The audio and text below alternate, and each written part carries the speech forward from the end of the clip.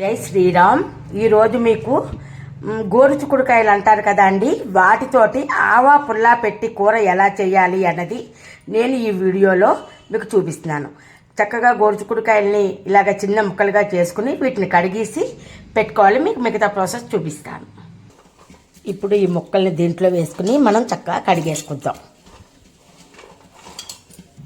కుక్కర్లో వేసుకున్నాం. దీంట్లో పసుపు, ఉప్పు కూడా వేసేసి దీన్ని నీళ్లు పోసి మూత పెట్టుకుందాం. ఉప్పు పసుపు వేసి అవి ముక్కలు మూత పెట్టేశాను. ఈ ఉడికాక మిగతా ప్రాసెస్ చూద్దాం. ఈ లోపుని మనం కొద్దిగా ఆవాలు తీసుకుందాం.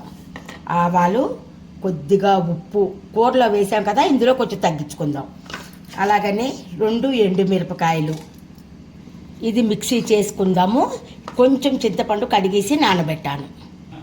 ఇప్పుడు దీన్ని ఇలా మిక్సీ చేసుకున్నాం కదా, ఇప్పుడు దీంట్లోని కొద్దిగా నువ్వుల పొడి కూడా వేసుకుందామండి.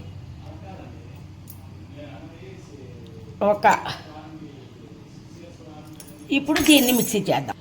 ఇప్పుడు ఆవాలు, ఎండుమిరపకాయలు, వేయించిన నువ్వుల పొడి వేసి ఇలా ముద్ద చేశాను.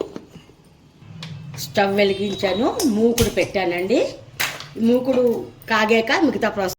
ఉడుకుతున్న కూరలో ఈ ఆవాలు అన్నీ రుబ్బుకున్నాం కదా మనం, ఇదంతా వేసేసుకోవాలి.